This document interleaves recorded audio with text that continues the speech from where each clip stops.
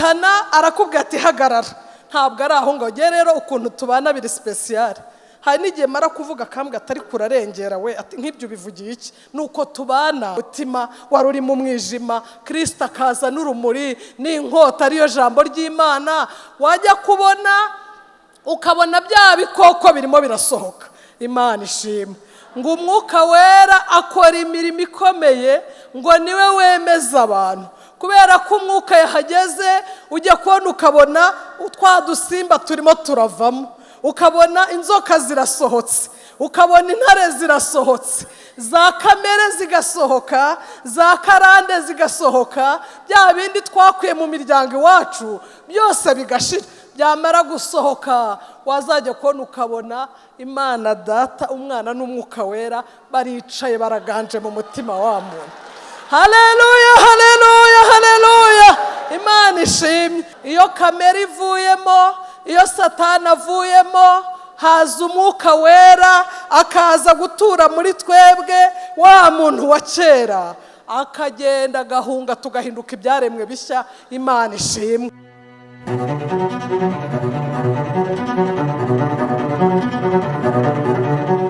Yesu uri hano yongera gusorezwa iryo sezerano, tukweretse umukozi wawe ugiye kuvuga ijambo ryawe. Turakugize kugira ngo uzubane nawe, uhagararane nawe, uvugire muri we. Natwe nk'itorero ryawe duteze amatwi yacu kugira ngo twumve icyo uvugana natwe, kandi duteze amaso yacu kugira ngo turebe icyo twereka. Ubuntu bwe n'urukundo rwe bane natwe, tubisabye twizeye mu izina ry'Umwami wacu Yesu Kristo.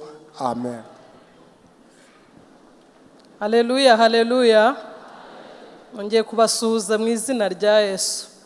Ndashima Imana kubw'uyu mwanya mwiza impaye ngo tuganire ku ijambo ryayo, kandi ndasabira n'umugisha abakozi b'Imana bampaye ikaze. Imana ishimwe.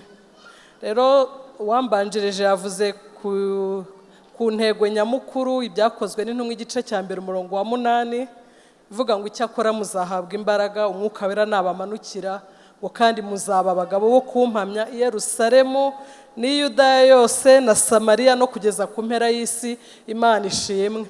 Twanejejwe nuko imbaraga z'Imana zikorera muri twebwe kandi ko zigihari. Haleluya, haleluya. Imbaraga z'Imana ziracyahari kandi ziracyakorera mu itorero. Byanejeje, nabifashe. Imana ishimwe. Numvise rero nanjye mu mwanya muto yafite, nanjye ngiye kuvuga nibura ku mimaro 2 y'Umwuka Wera. Umwuka Wera akora imirimo ikomeye, ariko reka dusome hano muri Yohana ibice 16 guhera ku murongo wa 7. Tugiye kuvuga ku mimaro 2. Ndavuga 2 gusa, nubwo Umwuka Wera akora imirimo ikomeye mu bugingo bw'abantu. Imana ishimwe. Yohana ibice 16, reka mpere ku murongo wa 7. Yohana ibice 16 guhera ku murongo wa 7. Ku mutwe haranditse ngo umumaro Umwuka Wera azabagirira. Umurongo wa 7 haravuga ngo ariko ndababwira ukuri yuko ikizagira icyo kibamarira ari uko ngenda, kuko nintagenda umufasha atazaza aho muri, ariko ningenda nzamuboherereza. Umurongo wa 8 ngo ubwo azaza azatsinda ab'isi, abemeza iby'icyaha n'ibyo gukiranuka n'iby'amateka. Iby'icyaha kuko batanyizeye, n'ibyo gukiranuka kuko njya kwa Data, kandi namwe muzaba mutakimbona. Imana yacu tugire neza. Numvise nshaka ko tuganira kuri iki kintu cyitwa ukuntu Umwuka Wera ari we wenyine wemeza umuntu iby'ibyaha bye. Imana ishimwe. Umwuka Wera akora imirimo ikomeye, ariko uwo murimo wo gutsinda umuntu, kumwemeza iby'ibyaha bye no kumurehereza gukiranuka. Imana ishimwe. Ngo ubwo Umwuka Wera azaza azatsinda ab'isi. Nahoze nibaza ngo mbese abikora gute? Umwuka Wera atsinda ab'isi gute, cyangwa yemeza umuntu iby'icyaha gute? Imana ishimwe. Nasanze ikintu cya mbere Umwuka Wera ajya akora, amurika hatabona aho umwijima uba. Imana ishimwe. Umuririmbyi aravuga ngo umurika hatabona aho umwijima uri. hari ukuntu umuntu aba yibereyeho mu buzima bw'umwijima ku buryo no kumubwira ko ari mu byaha biba ari ibintu bigoye. Ariko iyo umwuka wera yaje, murabona ukuntu aya matara ari kumurika, niko n'umwuka wera amurika, akaza akagenda akamurika, hanyuma yamara kumurika umuntu akaba ariho yimenyaho intege nke ze. Imana ishimwe. Umwuka wera amurika icyaha kikagaragara, akagitunga urutoki, akakimurika ibintu abana b'abantu batashobora kuzakwemeza. Umwuka wera iyo amaze kuhagera, umuntu ajya yijyana mu bucamanza akavuga ngo na bya bindi mutari muzi ni njyewe wabikoze. Uwo ni umurimo w'umwuka wera. Imana ishimwe. Umwuka wera amurika ahatabona, akemeza umuntu ko ari umunyabyaha. Imana ishimwe. Kandi iyo amaze kumurika akora n'ikintu gikomeye, yemeza umuntu ko akwiriye guca bugufi. Haleluya, haleluya. Nta muntu wakuzana ngo upfukane hano uzi upfuka musaba imbabazi, ntago byakunda. Ariko umwuka wera iyo amaze kumurika yemeza umuntu ko ari umunyabyaha, akamwemeza ko akeneye imbabazi, ariko agakora n'ikintu cyo kumwemeza ko Imana ari inyembabazi. Haleluya, haleluya. Akemeza umuntu ko Imana ari inyembabazi. Hari umuntu nigishije ku gice ku mubatizo, noneho ngo ikibazo yari afite yaratubazaga ngo Imana yambabarira. Kandi ubwo yaraje yatangiye no kwigira umubatizo, ariko ikibazo afite akajya abaza ngo ubu se koko Imana izambabarira? Tutiyamaze kukubabarira, hasigaye kwemera imbabazi z'Imana. Ati se umugore wanjye nawe azambabarira? Ikintu cyanejeje, twamubatije ku mubatizo ushize, ubu umugore we nawe yaje kwigira umubatizo. Haleluya, haleluya. Yaje amwitwaje, yarambwiye ati umugore wanjye namukoreye ibintu bibi cyane. Agakiza kamaze kumumurika niho yamenye ububi bwe, amenya ko yabaye umugabo mubi, amenya ko yahemukiye umugore we. Atari umwuka wera ukumuritse, nta mugabo ujya usaba imbabazi. Ariko iyo umwuka wera yaje aca bugufi. Umugabo yarariraga akavuga ati ntago nzi ko madama azambabarira kubera ko naramubabaje bikomeye. Hanyuma umunsi yabatijwe nawe yaje amutwaye, aravuga ati uyu nawe ni umuhamya ko umwuka wera yageze muri jewe. Imana ishimwe. Ubu mudamu nawe tuzamubatiza mu mubatizo uje kubera yuko umwuka wera yakoze umurimo. Imana ishimwe. Ngo ubwo azaza azatsinda bisi abemeza iby'icyaha. Imana ishimwe. Nahoze ndimo ntekereza ku murimo w'umwuka wera. Hari igitabo nkunda cyane cyitwa ngo ni umutima w'umuntu. Kijya cyerekana ubuzima bw'umuntu mbere yo kumurikirwa n'umucyo, kigashyiramo umutima. Muzumva nkunda kuvuga kuko kiriya gitabo nicyo kijya kinyereka icyo bita transformation radicale. Guhinduka, ugahinduka icyaremwe gishya. Guhinduka birashoboka kubera umwuka wera. Haleluya, haleluya. Guhinduka birashoboka kandi nta mwana w'umuntu ubikora. Umwuka wera n'ujyuza akemeza umuntu, yamara kumwemeza akanamuyobora n'inzira akwiriye kunyuramo. Imana ishimwe. Muri icyo gitabo berekana umutima w'umunyabyaha, bakamwerekana yarafunze isura ameze ukuntu ateye ubwoba, bakerekana umutima we uri mu mwijima, harimo n'ibikoko biteye ubwoba. Ibyo bikoko wenda bivuze hari utabyumva, ariko ni ibikoko buri cyose kigiye gisobanura ibyacyo. Kimwe gisobanura ubusambanyi, ikindi ubwicanyi, ikindi ubusinzi. Umutima wari uri mu mwijima, Kristo akaza n'urumuri n'inkota ariyo jambo ry'Imana. Wajya kubona ukabona bya bikoko birimo birasohoka. Imana ishimwe. Ngo umwuka wera akora imirimo ikomeye, ngo niwe wemeza abantu. Kubera ko umwuka yahageze, ujya kubona ukabona twa dusimba turimo turavamo, ukabona inzoka zirasohotse, ukabona intare zirasohotse, za kamere zigasohoka, za karande zigasohoka. Bya bindi twakuye mu miryango iwacu byose bigashira. Byamara gusohoka wazajya kubona ukabona Imana Data, Umwana n'Umwuka wera baricaye baraganje mu mutima wa muntu. Haleluya, haleluya, haleluya. Imana ishimye. Nasomye hano mu rwandiko rwa mbere Pawulo yandikiye Abakorinto ibice 3 umurongo wa 16 haranditse ngo ntimuzi yuko muri urusengero rw'Imana kandi ko umwuka w'Imana aba muri mwebwe. Imana ishimye. Haleluya, haleluya. Iyo bya bindi bivuyemo none usigara uru rusengero rw'Imana. Niyo mpamvu tujya turimba ngo ujye ugenda witonze ngo utwaye amabanga y'Imana. Ayo mabanga nta kindi ni umwuka wera utuye muri twebwe. Imana ishimwe.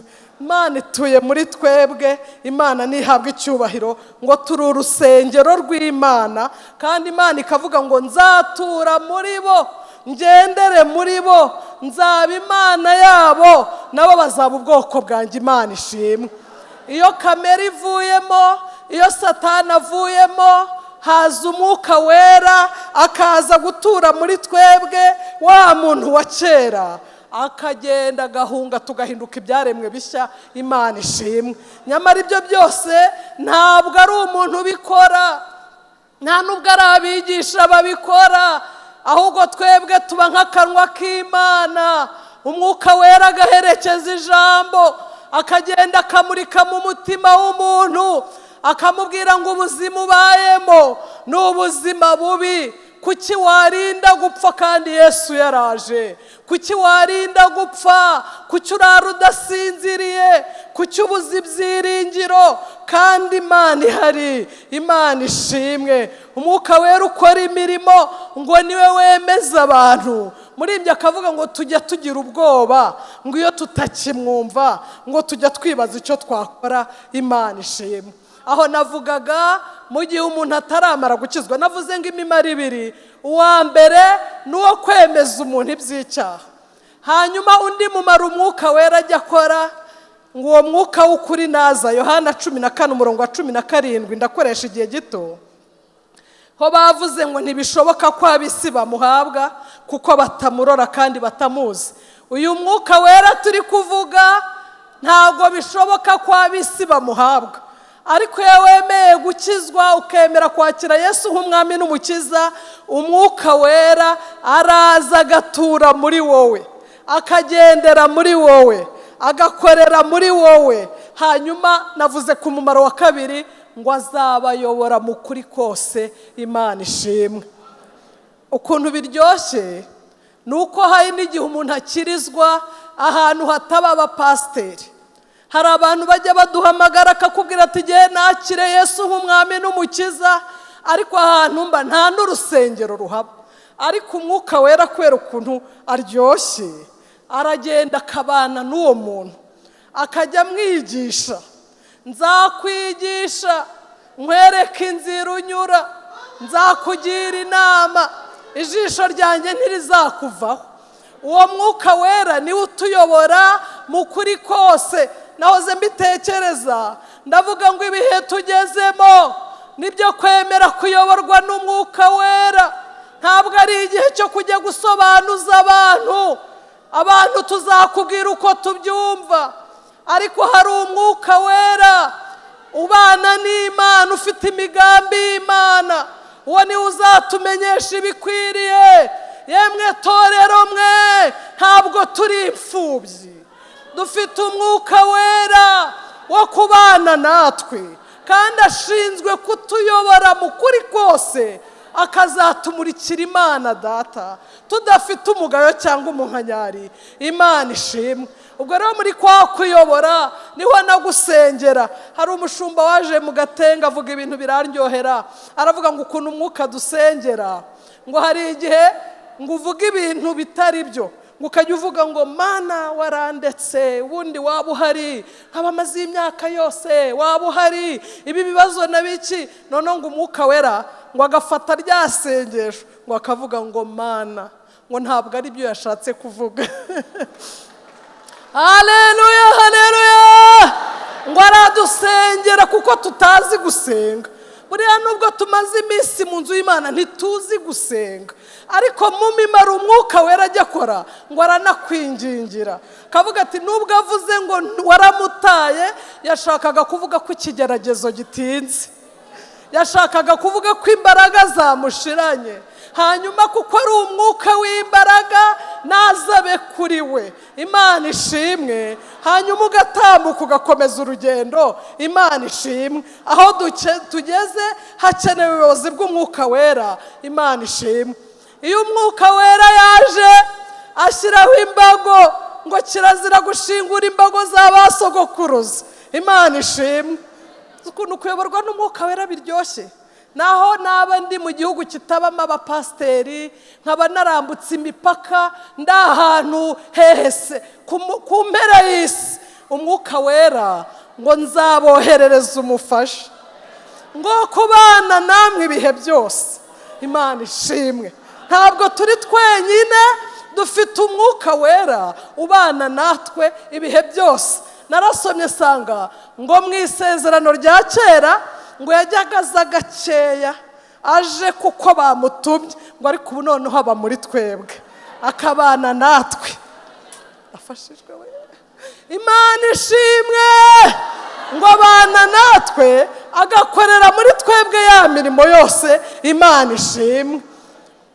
Iyo ugiye gutana arakubwira ati hagarara. Ntabwo ari aho ngo ugere. Rero ukuntu tubana biri special. Hari n'igihe mara kuvuga kambwa atari kurarengera we, ati nk'ibyo bivugiye iki? Nuko tubana kandi aho nta pasiteri ubuhari, akakubwira atari kurarengereye we, ntabwo ari uko ari kubikora. Nanjye nkavuga Imana nimbabarire, koko niko bigenze. Imana ishimwe. Yemwe banyetorero dukeneye ubuyobozi bw'umwuka wera. Imana ishimwe. Kandi yaje aguha n'imbaraga zo kunesha bya bindi byari byarakunaniye. Muri ibyo aravuga ngo ingeso wa mubi yanyanduje, ngo nizishaka kugaruka ngo uzirimbure uzice pe, ngo mpore nihariwe n'ibyawe gusa. Imana ishimwe. Ibyo ngibyo nta wundi ubikora uretse umwuka wera. Imana nihabwa icyubahiro. Natekereje kuri ya ndirimbo ari nayo sorejeho, igivuga ngo njya ntangazwa cyane bene data ngo n'urugendo rw'abana b'Imana, ngo baragenda ngo ariko ngo ntibananirwa, ngo bafite ibanga umwami yabahaye. Naje guhishurirwa iri banga ni umwuka wera uba muri twebwe, akajya kunyuza mu bikomeye nkaho bidahari.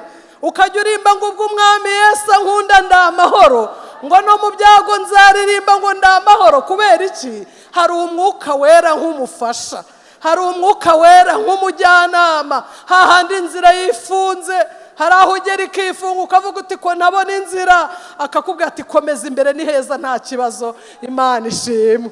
Kambabwira akantu keza soza.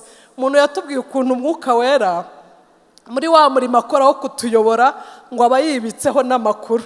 Ko kantu karanejeje kuva nkamenye. Hariya muri Yesaya havuga ngo nzohereza igisiga cy'ikinyamerwe aricyo gifite imigambi yanjye mu ntoki. Urumva? Barambwira ngo icyo gisiga cy'ikinyamerwe ngo ni umwuka wera. Noneho ngo kuko abana n'Imana yumva n'ibihavugirwa, akumva imigambi y'Imana ku buzima bwawe. Kandi ubwo murabana ariko aba no mu ijuru mu buryo bwose. Noneho ngo akumva imigambi y'Imana. Noneho ngo kuko agira amerwe ngo ntabwo arindira inama irangira, ngo aza yihuta, ngo akakubwira ngo numvise mu ijuru bari kukuvugaho. Haleluya, haleluya. Ngo akavuga ati bw'ijuru nabyumvise, nubwo ikigeragezo cyari kirambye ariko bagufiteho umugambi mwiza. Ongera ubyuke ukarabe mu maso uki. Imana ishimwe. Imana ishimwe. Imana ishimwe. Turashima Imana ko dufite umwuka wera. Turashima Imana ko dufite uwo mufasha atubera umuyobozi kandi azatugeza mu ijuru amahoro. Imana ishimwe.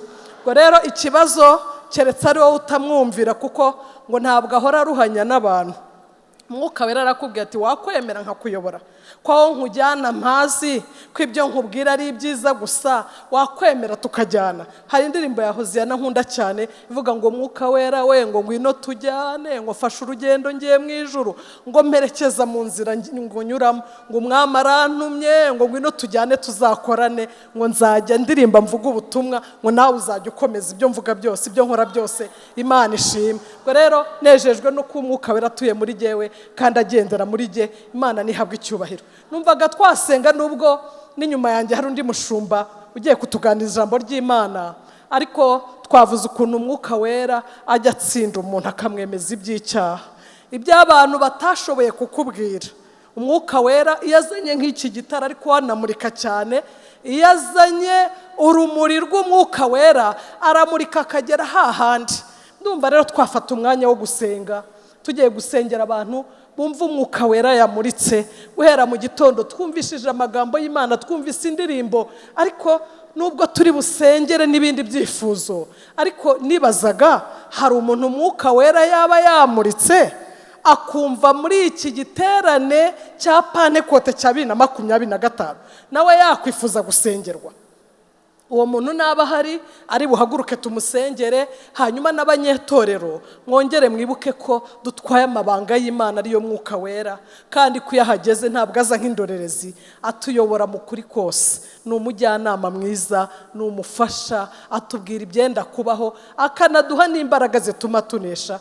Imana niduhe umugisha, namwe Imana ibaha umugisha. Hari umuntu uri muri iri teraniro akavuga ati nagize umugisha wo kuba muri iki giterane, nanjye ndumva nifuza gusengerwa. Amasengesho yo kuri Pentecote afite imbaraga. Harimo abahari ngo bahaguruke, harimo abahari bahaguruka. Ni amahirwe aneparate, ni amahirwe utakwitesha, kubera yuko uyu munsi ni umunsi mwiza kandi imbaraga z'Imana zirahari. Baramutse bahari bakwihangana bakegera hano imbere n'umushumba afasha tukabasengera. Ni umunsi mwiza ukavuga uti nanjye sinzibagirwa igihe nakizwaga. Umwuka wera ni umurika.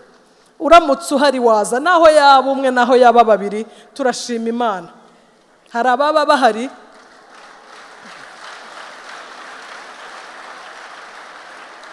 Imana ibaha umugisha, Imana ibaha umugisha. Mutere intambwe muze rwose tubasengere. Kandi twavuze ngo uyu mwuka wera ntibishoboka ko ab'isi bamuhabwa. Nawe kuba ukitwa uw'isi muri iri teraniro cyaba ari igihombo gikomeye. Vuga uti uyu munsi ndashaka guhindurirwa izina, hanyuma ya mirimo yose umwuka wera akora akayikorera muri jyewe. Birashoboka kubera ko natwe yarabikoze. Imana ishimwe. Imana nibaha umugisha. Nimutambuke nimuze. Muri ibyo aravuga ngo sinzibagirwa igihe nakizwaga, ngo ubwo Yesu yinjiraga muri jyewe. Imana nihabwa icyubahiro.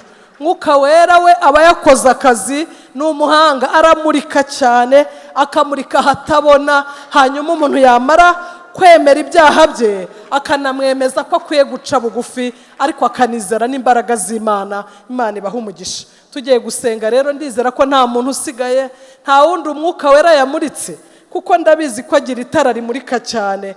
Aramurika hatabona, aho abantu batigeze babona, umuntu agaca bugufi akavuga ati nanjye Imana ingirire neza. Hari undi usigaye? Ndabona bakiza. Abaririmbyi nihajya udufasha kiriya gitero kivuga ngo umurika hatabona, aho umwijima uba, kugira ngo abantu bari hejuru bahagere. Umurika